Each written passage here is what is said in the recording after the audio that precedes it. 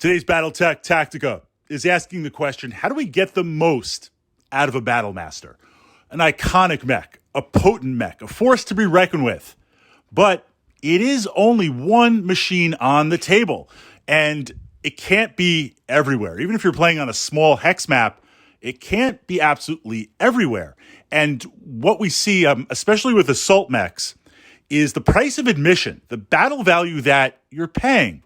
Certainly in a lower battle value game, 2 to 3K, Battlemaster is going to eat up a lot, but it's going to be the king of the battlefield. It's going to kind of bully around and push other mechs. But even if we're exploring Tactica at 5 or 6K battle value, I should say inner sphere, 5, 6K clans is like nothing. You need like 8 to 12K just to bring a star to the party. But looking at inner sphere at the mid to higher battle value ranges, while there is going to be more toys on the table, that Battlemaster, that assault mech is still a potent amount. So the first kind of checklist in that formula is, how do we leverage this? How do we utilize it? Now, on a side Tactica, just to framework it, this is true for kind of any wargaming system that has powerful units, Death Star units, extreme units that do a lot of damage.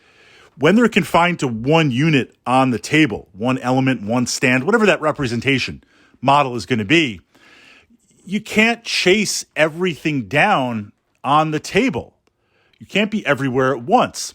And what you want to be careful of is your opponent, speed bump, tar pit, essentially taking a lot of junk in the game, right? Low value troops, conscripts, really low value, really cheap hovercraft, and literally like surrounding a mech or just piling stuff on to the point where, okay, I can't kill your battle value, but you've got the, 1.5K plus battle value to my like 300 battle value, and I'm just tying you up for 3 or 4 or 5 turns.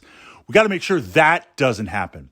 So within that framework, there are some support units that you need with the Battlemaster, increasing the buy-in battle value. But on top of that, looking at the map, hex map, looking at the mission objectives, and kind of saying, how are they going to approach? How is your opponent going to approach? Where are they going to be most likely? There might be some places that they can approach and avoid your Battlemaster, but it would be a mistake to do so. An example would be, let's say we're looking at one of the classic hex maps where we've got 2 groups of hills and some light forests on the right. And on the left, there really isn't that much. Well, naturally, I'm going to approach through the hills and the forests, looking to take an area, take the first hill, put a rifleman, Jaeger mech on top of there. Move up to the forest, put in some cheap infantry, dismount APCs and goblins there, right? Like move and fire, have this static wall of fire support moving forward as my mechs move forward. Yeah, I could move to the left side out in the open and move very, very fast, but I've got no cover.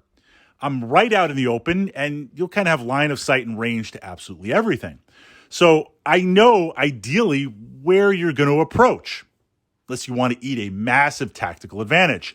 So I know kind of where to put the Battlemaster to force you to move into it. Mission objectives. Now I know that's simplified. It's a little bit more complex than that, but that's the Tactica that we're looking at that applies to any assault mech. But we need to pull that in because the Battlemaster is an assault mech. So jumping in, we've got a mix of good weapons. We've got something to do at long range. We've got okay medium range in that we have a number of medium lasers to utilize. Not the best at like medium to medium long range, but we've got the numbers that we could take a couple of shots. But as soon as you get to close range, this is where the Battlemaster just really pushes things. Those medium lasers, and on top of it, that short-range missile 6-pack. Machine guns, good against infantry. I don't want to get an infantry swarm. And if I'm there point blank range, I'll fire off those machine guns too at another mech, simply because it's another chance to crit if I've opened up armor. And I am probably going to be point blank range at some point because I want to leverage all phases of the game to earn that battle value, but also in the physical attack phase, I've got the tonnage. I mean, Stalker is usually sad face because he can't punch anybody. Well, he can kick. Battlemaster wants to be punching things.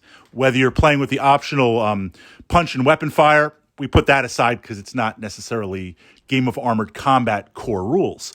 So on the way in, I've got that PPC. And I'm looking to it's only one shot. We're talking stock Battlemaster, no variant.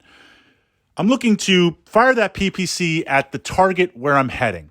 Maybe I can weaken its armor a little bit. If it's a medium, right, start to get that armor, start bringing those values down. If it's a heavy, put in a shot here and there. It's not so much a crit type weapon. It's to start kind of stripping some armor. Would I really go against a light mech? Probably not. If I had the choice between a light mech and a medium mech in my field of fire, that light mech is going to bug out even if it's not a bug mech, and I'm not going to turn and try and face it. So I will probably ignore that, especially it's got modifiers from speed and movement. And I want to go for that medium and start bringing down that armor, right? That Shadowhawk is kind of delayed firing some things, or that Griffin's up there firing the missiles, firing the PPC. I want to start bringing that armor value down.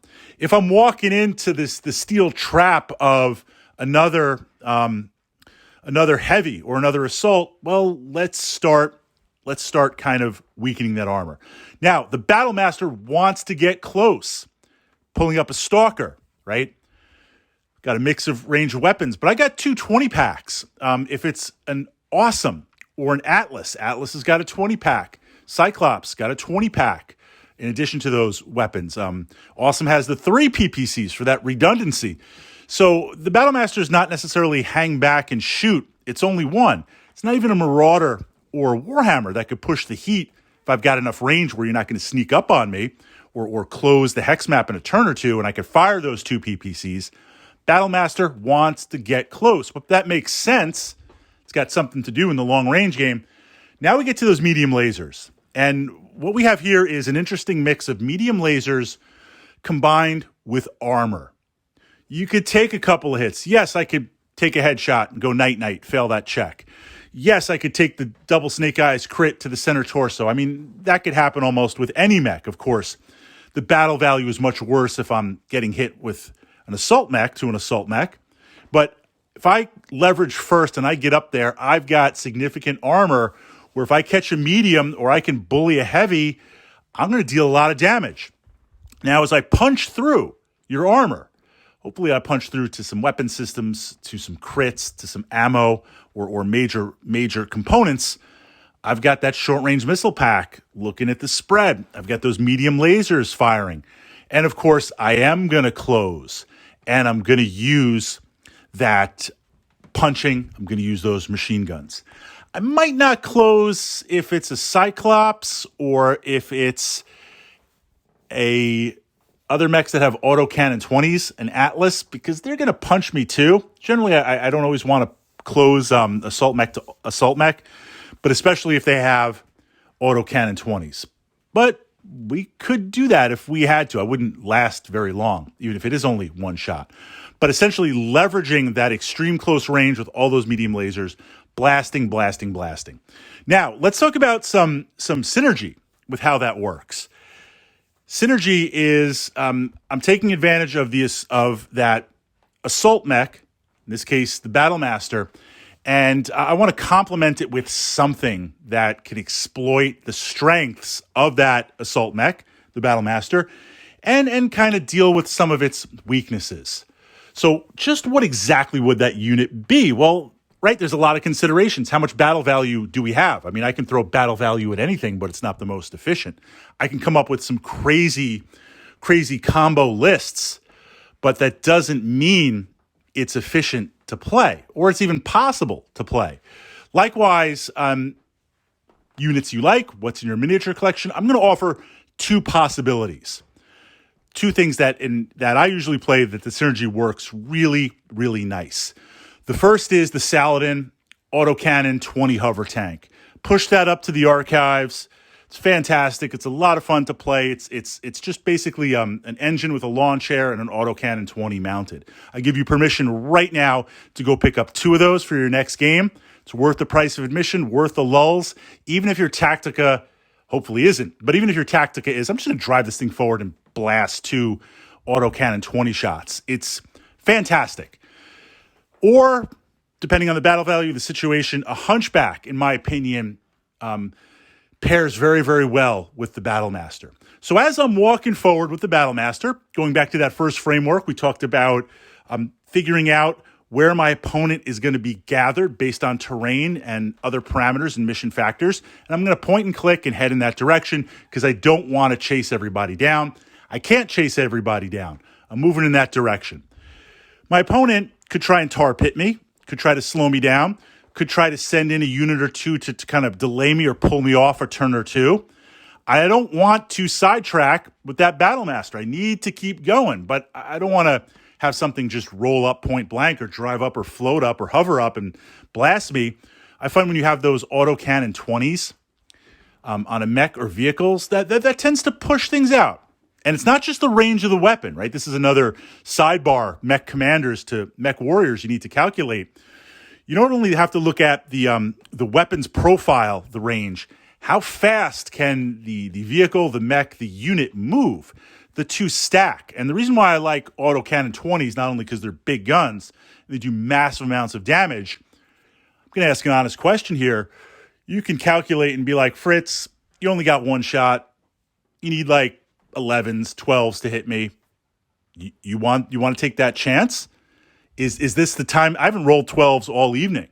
And we're like, 8 turns in. This could be where they roll up. You want that to happen?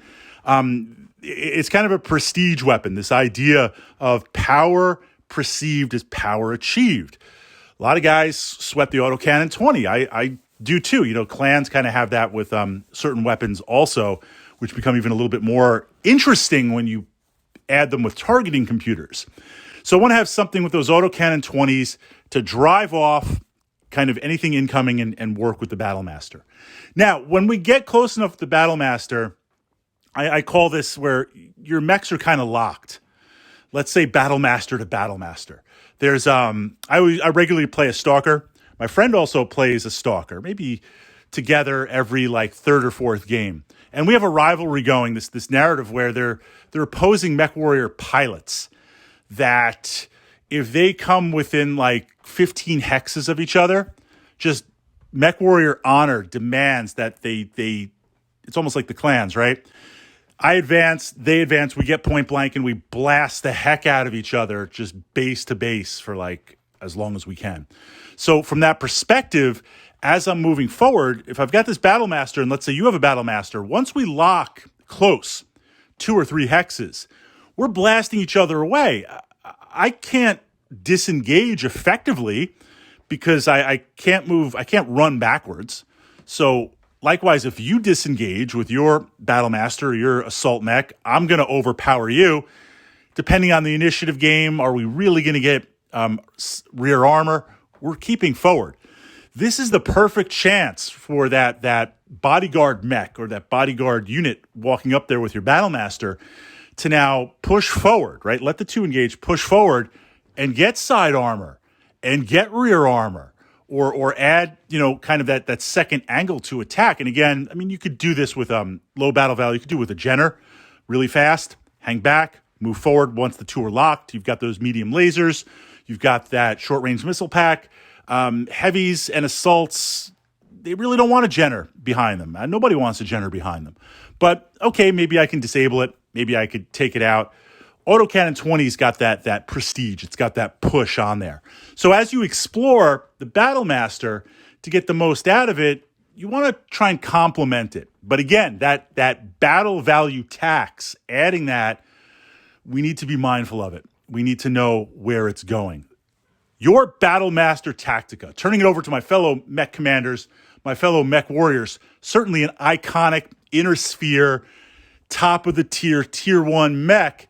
How do we get the most out of it? And what would you pair it with?